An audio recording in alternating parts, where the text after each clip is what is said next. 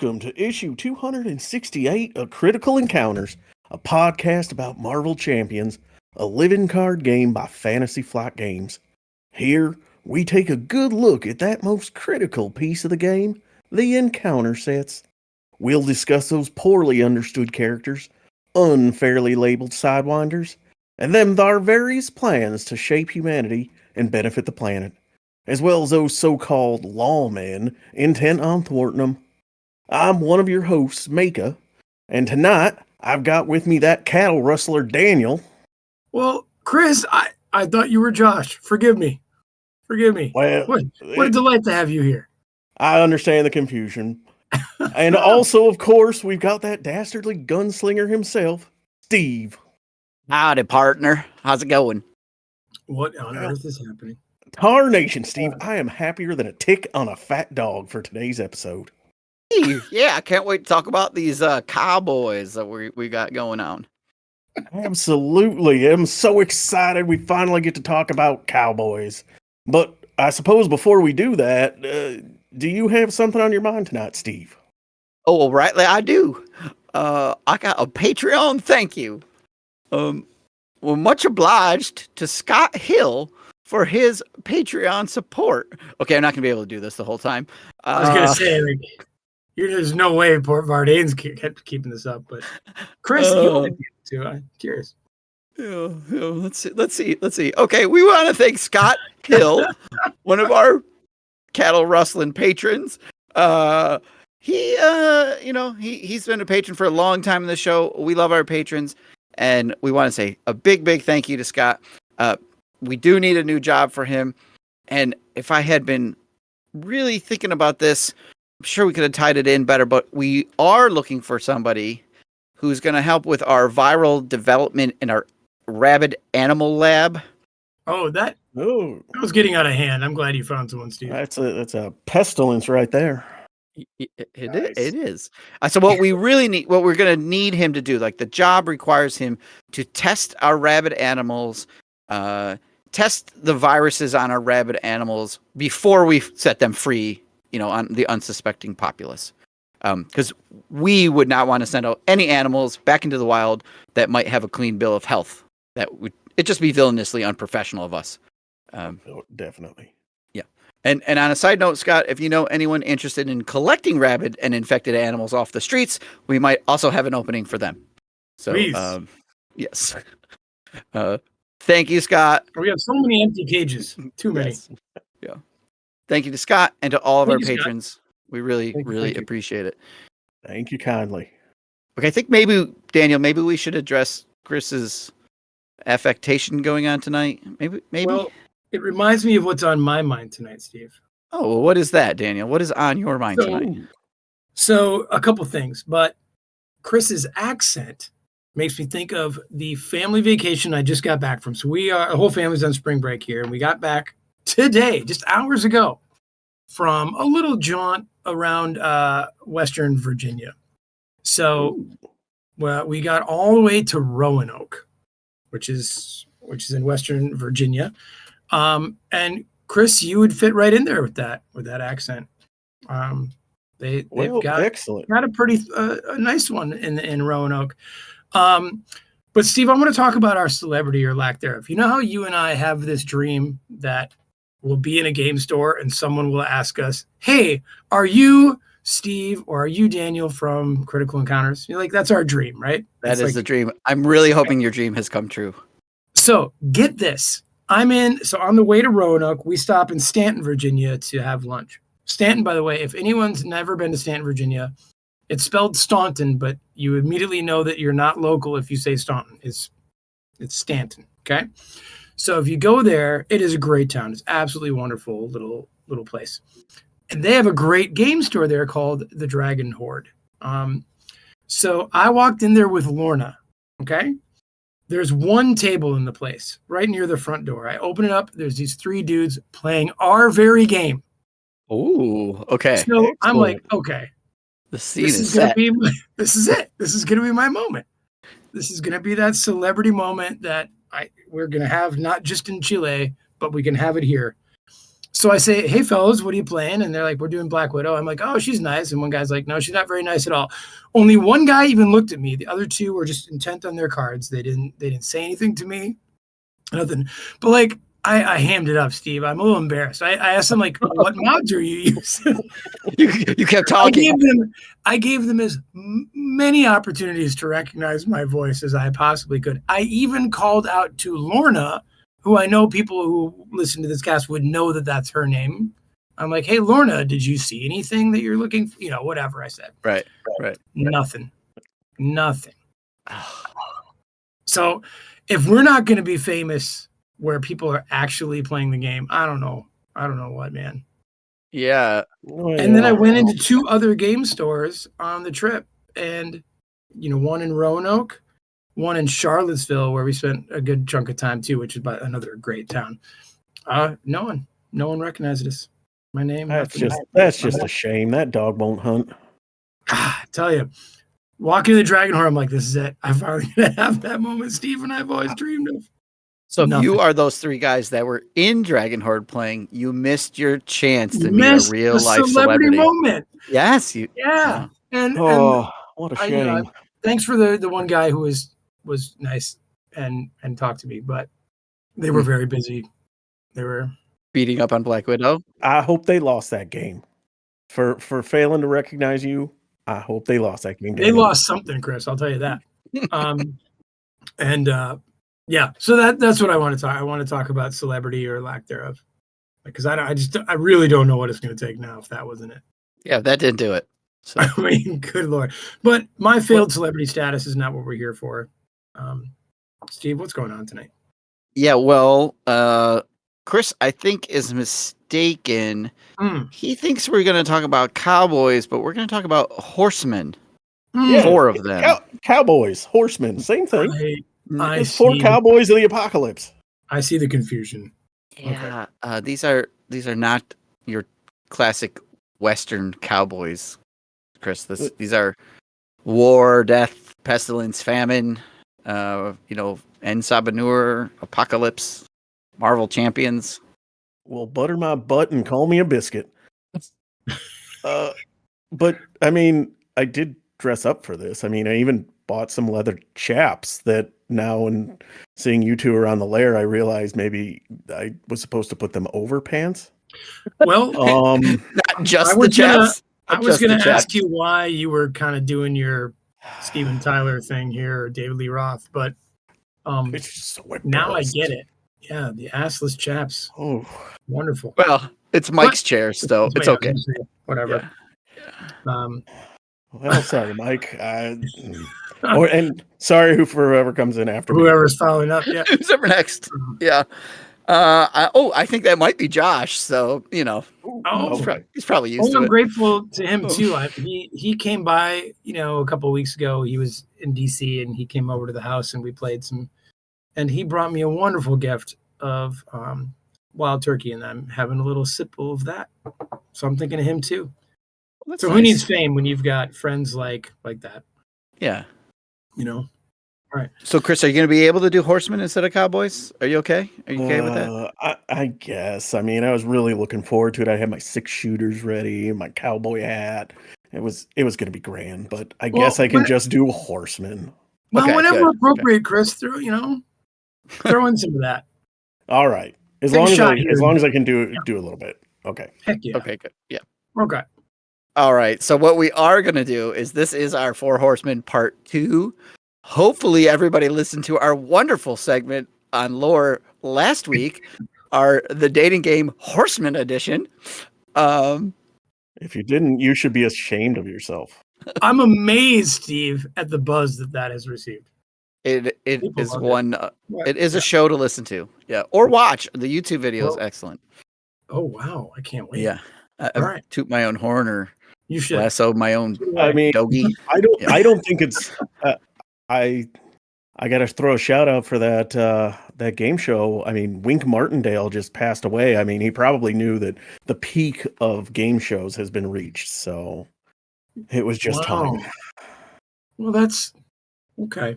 To Wink. Bringing it down a little bit, I know. But thinking of you, Wink. All right. Well, So now it's about 11 cards. Okay. Yeah. Last week was lore in scare quotes. Okay. Yeah. All right. So it is the second scenario in the Age of Apocalypse box. It requires no modular set. Like there are none that it requires. It does suggest the dystopian nightmare and hounds, which we have talked about. There are a total of 20 encounter cards, 16 by title, and tonight we're going to just look at all the cards. Wow. Yep. Excellent. Why don't we get started here? I don't know. Yeah. Chris, you want to go first? Well, I would love to. The Horsemen of the Apocalypse. 1A main scheme gives you the contents and the setup instructions. As mentioned, the contents, we've got war, famine, pestilence, death. The Four Horsemen, standard, and 2 recommended sets, as mentioned before, Dystopian Nightmare and Hounds. On standard side, you play with the A side of the villains. For expert use, play on B. And it says setup, shuffle the 4 Horsemen villains, then reveal them in a row from left to right.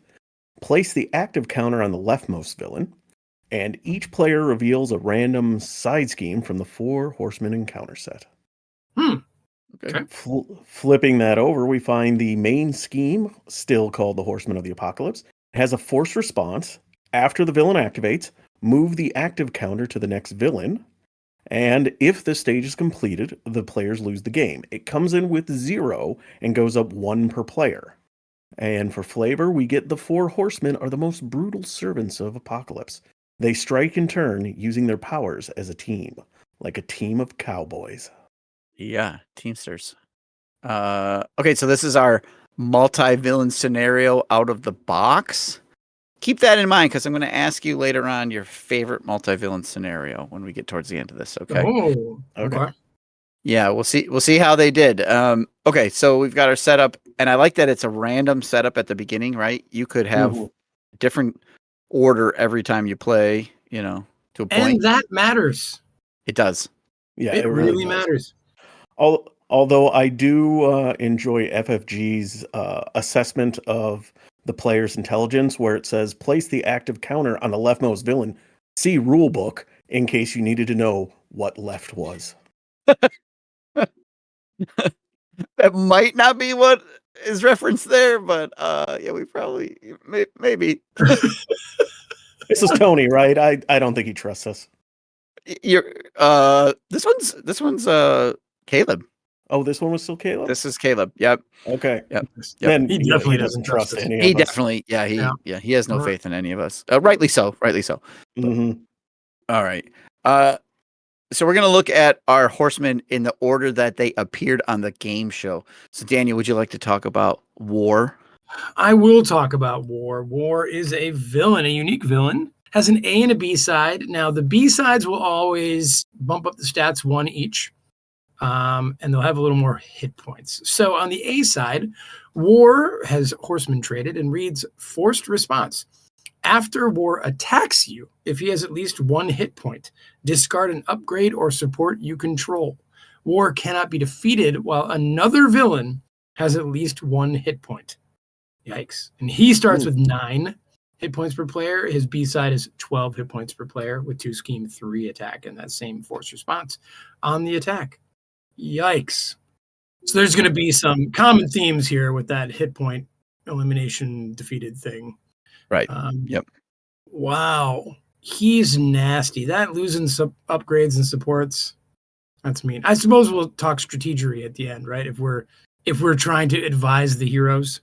That sounds good. Yep. Okay. Yeah. So that's war. What is he good for? Upgrades. Supports. Taking away your stuff. Okay, so my turn. We're going to look at Famine.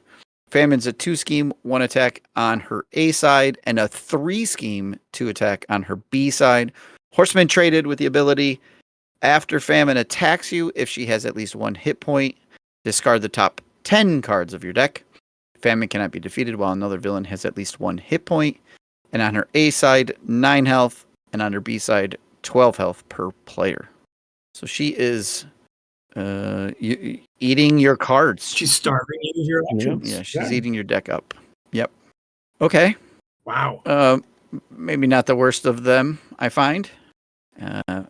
Let's go through them all, and maybe we'll talk about them. So, next on the list was Death. Chris. All right. Death. In the age of apocalypse, he is busier than a one-legged man in a butt-kicking contest.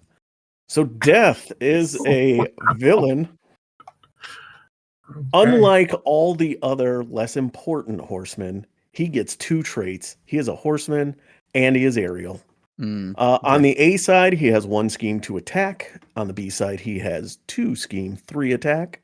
A side has 9 hit points. B side has 12, like everyone else. Both sides have a force response. After Death attacks you, if he has at least 1 hit point, deal 1 damage to each character you control, and he cannot be defeated while another villain has at least 1 hit point. Okay. He's causing damage. Eventually, Yep. you'll die from it. Seems fitting. Yeah, absolutely. And our final horseman is Pestilence. All right. Pestilence is horseman traded as well. 2 scheme, 1 attack on the A side, 3 and 2 on the B side. With the forced response, after Pestilence attacks you, if she has at least 1 hit point, treat your identity's text box as if it were blank, except for traits, until the next villain phase begins. Oof. That's hard. And then, of course, the same 9 hit points, 12 hit points respectively, and can't be defeated, while another villain has 1. Okay, let's talk about these. I think for the most annoying factor, I think Pestilence wins. Like, hands down. Yep. A lot of heroes definitely. require the text on their hero box to do stuff, and removing it is great for right? Like, It's great if you're Hulk, but otherwise it's really annoying. Yeah, like, okay, heroes that came in this wave, or any of the mutants, really, like Phoenix can't use her Phoenix Force to pay for resources. Wolverine doesn't get to heal. My favorite is still going back is Iron Man gets a hand size of 1. Yes, that's a great one. I'm okay with that. Yeah, there's just so many. I mean, so many of them require that, and it's identity, right? So, like, even if you get hit in hero form and then flip into alter ego, that's still your identity. The alter ego side is blanked as well, right? So that can impact things also. So Love it. Annoying. Yeah. All right. Then after that, I think war. I really don't like losing stuff I put out into play when I'm, like you're starting to build your board and war's just like in there wrecking stuff. That's my number 2 most powerful hero, I think. Definitely. Then famine, then death to me. Those are the order that I have in my history of playing this scenario. Tried to get them down to 0. Yeah, I would agree. Although I generally put war at number 1 for who to take down first. Yeah, I think famine ranks last for me. I don't mind discarding 10 cards off the top of my deck, especially if it's a deck that maybe has digging deep in it or something, or I don't put that in all my decks, but it might be. I think because it doesn't hurt me right this minute. It kind of pushes the pain down the road when you're going to get that encounter card from decking out. So taking 1 damage to all your allies with death, if you're playing leadership or something, can be pretty potent. He can just knock off a bunch of characters all at once. So yeah. It kind of depends on what you're playing. Famine and death, they can flip flop. If you don't care about you don't have specific cards you're looking for, famine doesn't mind. But like if you got a lot of allies, or let's say you're a character like Colossus that has tough, and these little 1 ping damage just completely rips him off and everything.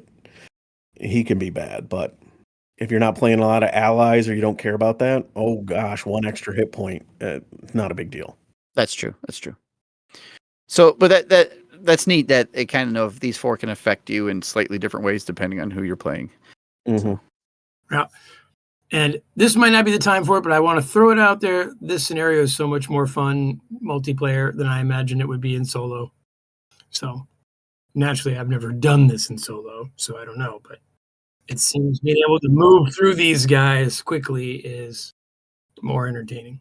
Yeah, we played this last year at the con. And during setup, each player puts out one of the side schemes. So let's talk about the side schemes. I think I'm next here. Go ahead. Ravages of War is, I like to think of as War's side scheme. War uses the shock waves created by his arms to keep his opponents off balance. When defeated, the player who defeated the scheme discards an upgrade or support they control. It has a hazard icon, straight static 6 threat, and 3 boost icons. So it's doing the same thing War's doing when you get rid of it, or more cards, hazard. So that's nice. I bet we might see something like that. Yeah. Mm-hmm. All right. Well, what's Death doing, Chris? Well, we've got for Death the Spectre of Death. It is the shadow of death drives fear into the hearts of those he hunts. When defeated, the player who defeated the scheme deals 1 damage to each character they control. Has, like the others, they have 6 static threat on it, 3 boost icons, and this one has an amplify icon, sensing a pattern. Yeah. This art was like one of the marketing arts they used for it when they teased it. And it was like, ooh, Iceman. And then, it's a good piece of art. So yeah, it is. Yeah. Very nice. Famine's side scheme, the mere touch of famine leaves even the strongest mutant enfeebled. It's a side scheme with 3 boost icons, 6 threat, and it comes with the acceleration icon. When defeated, the player who defeated this scheme discards the top 10 cards of their deck. There you have it. Yep. And I think this was the card. I think we might have seen this art. We're like, we're going to get a beast hero. And we didn't. Nope. This is as close as you get to a beast hero. He looks kind of scrawny. Yeah. All the Daredevil fans are going, see? Feel my pain. Feel my pain. Yep. Okay, the last side scheme is Plague and Pestilence. Pestilence uses her power to make her enemies sick and helpless. Again, 6 threat, 3 boost. When defeated, the player who defeated the scheme treats their identity's text box as if it were blank except for traits until the next villain phase begins with a crisis on it. Okay. Nice. Have to do it. Yeah, all 4 side schemes, all 4 icons, right? They seem well paired. And then the when defeated is effectively trigger the villain, the matching villain, right? Yeah. Caleb going for cold-hearted efficiency with this design. Yeah. A lot of moving pieces, but they're all the same. Yeah, absolutely. Well, there's got to be more to it than this. Yeah, they get some attachments, right, Chris? They do indeed. So the various horsemen, of course, need different ways to get around. So in the case of Death, he gets himself a pair of metal wings. Metal wings is an attachment, an item and tech traded. It says attach to Death and move the active counter to him. Death gains Retaliate 1 and is considered to have at least 1 hit point remaining. And then as a hero response, after you attack Death, resolve his forced response as if he just attacked you, then discard this card. And the metal wings give Death a +1 scheme and +1 attack. So good. Comes in with 2 boost icons as well. Sure that the other horsemen have got to have ways to keep up with our awesome flying Death Man. Yeah, let's look at that card before we talk about the attachments. Daniel, I think you're up. The Golden Horse. There are 3 of these in the deck. They are item and tech traded. Attached to the villain with the fewest hit points without the aerial trait. Attached villain gains the aerial trait and is considered to have at least 1 hit point. The hero response after you attack attached villain, resolve its force response as if it just attacked you, then discard this card. And like Metal Wings, the Golden Horse gives our villains +1 scheme, +1 attack, and has 2 boost icons as well. Nice. Okay, so some interesting things here, right?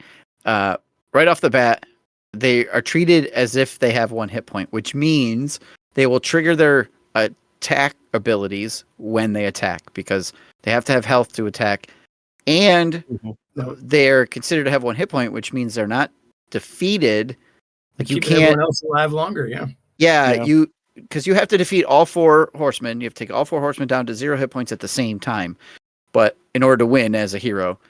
But if this is out, they have at least 1 hit point, or they considered to have. So you have to get rid of these things before you can take them down.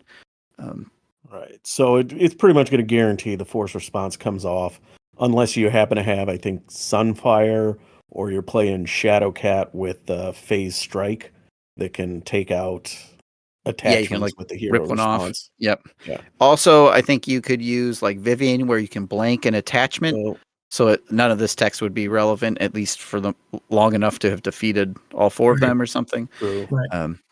Why is it that Death gets like special treatment and the other three just have generic golden horses? Because Death is the most metal of all the horsemen. Okay. I mean, because he's got the wings. Okay. I thought it Clearly. something to do with the frozen yogurt, but I guess not.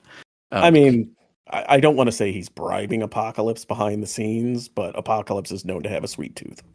Yeah, because like, okay, so the other guys gain aerial when they get their horse, which I don't think makes one bit of It makes difference. no sense. No. And then, Or any difference, yeah. unless there's a modular set that affects it, right? If you're playing with like Just for flight theme or something, yeah. Yeah.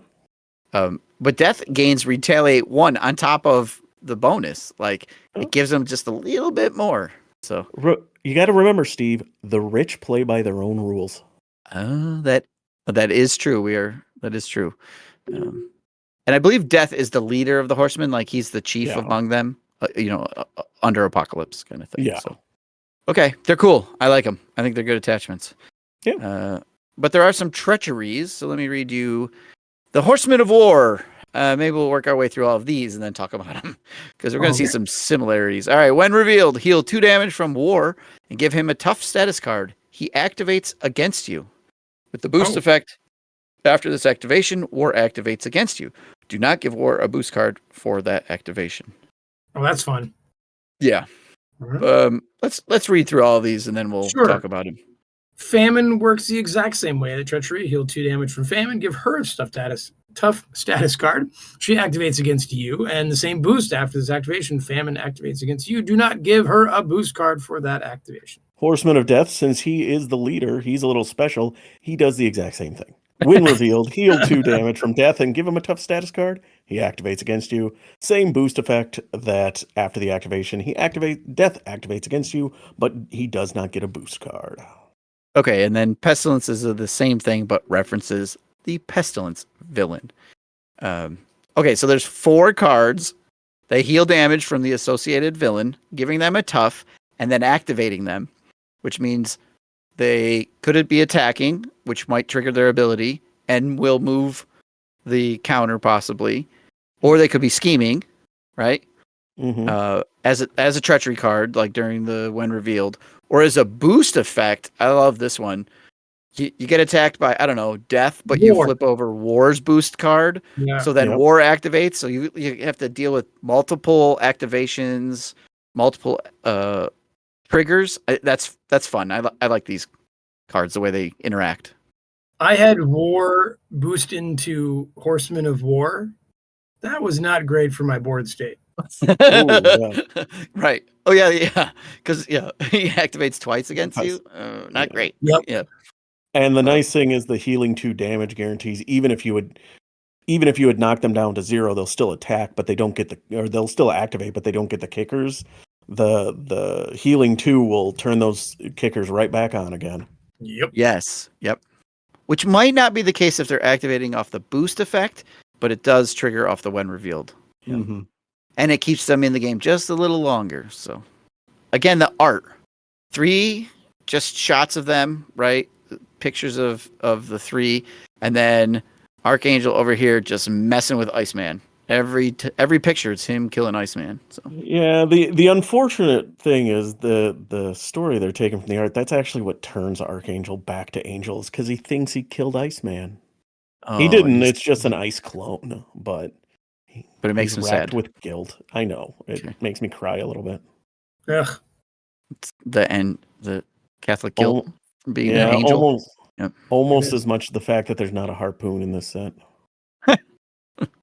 Oh, but if you play with the Hounds, Ahab is in Ahab's harpoon. So absolutely, yes. I did have that come up. It was attached to Archangel. I recently played it. And he did get it. Yes, nice. Yeah.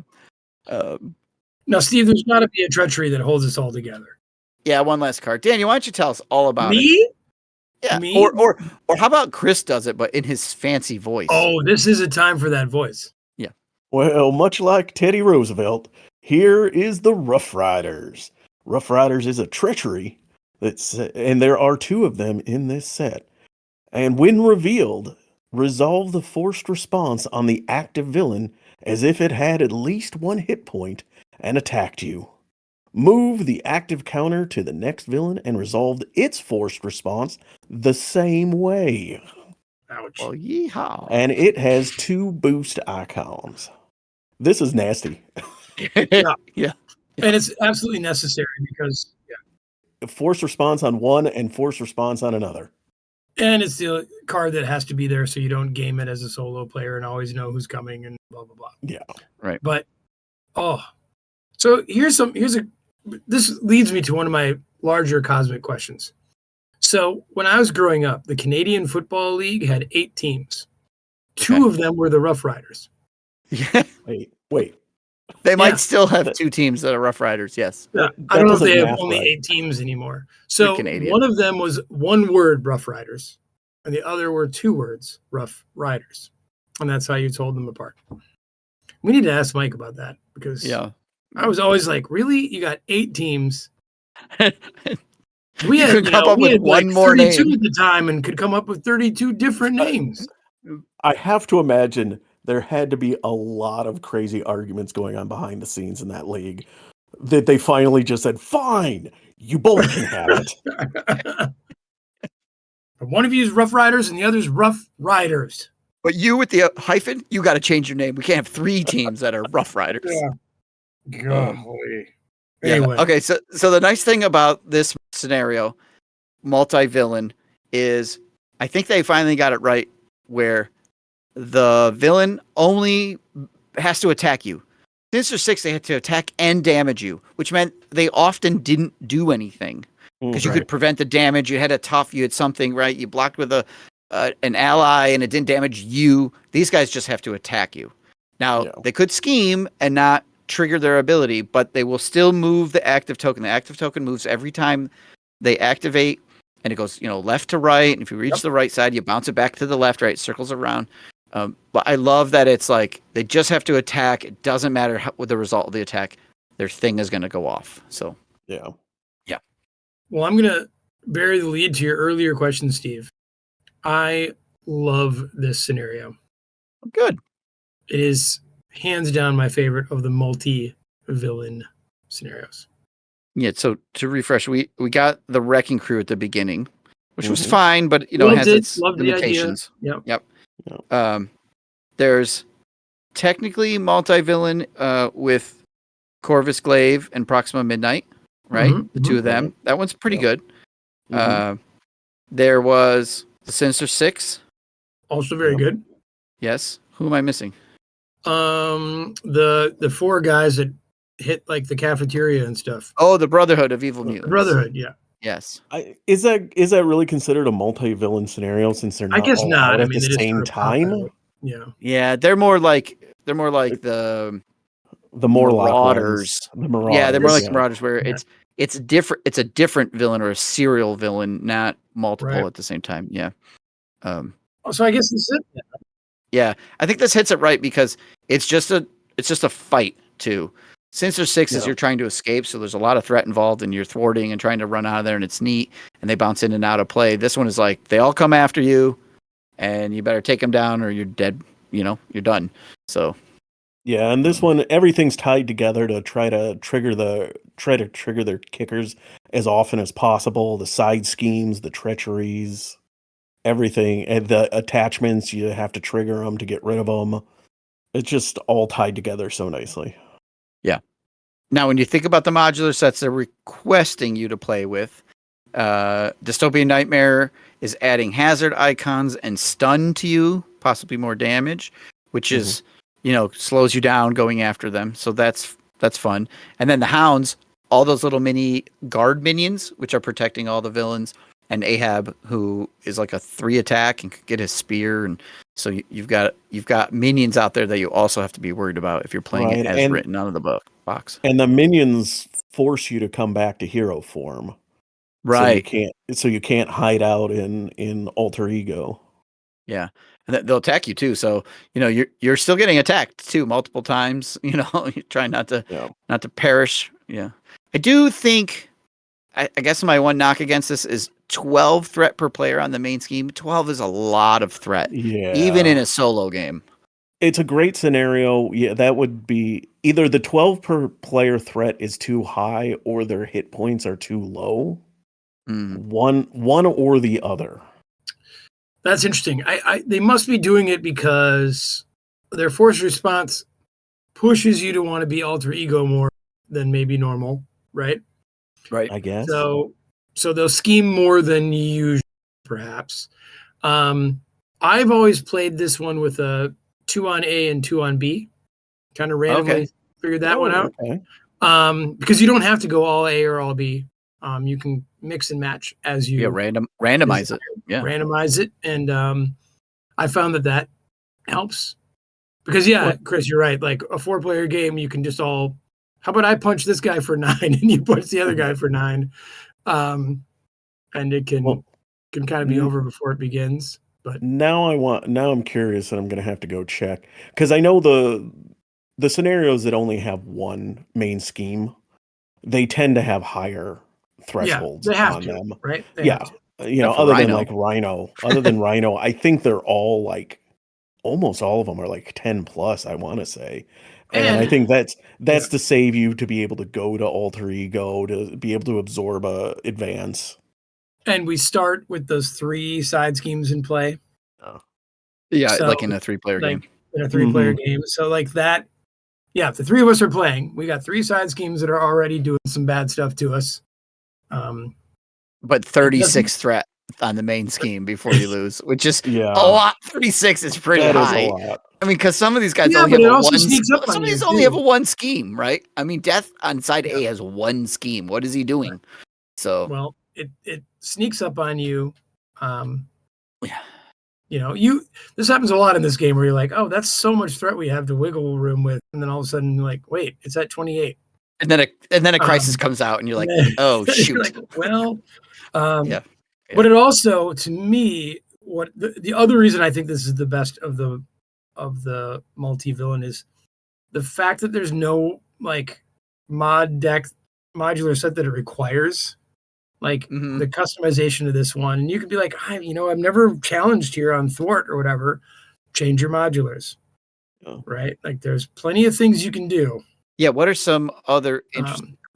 I find in the normal thing, like they just don't have enough minions supporting them. So I think finding a lot of minions in the mods is go. Yeah, because there's only, if you play with the hounds, there's like 4 hounds and Ahab, so there's only 5 minions, and the hounds only have 2 health apiece. They are guard, which is a thing, and they do like quick strikes. They get Hawkeyed out of there before anything. Right. Yeah.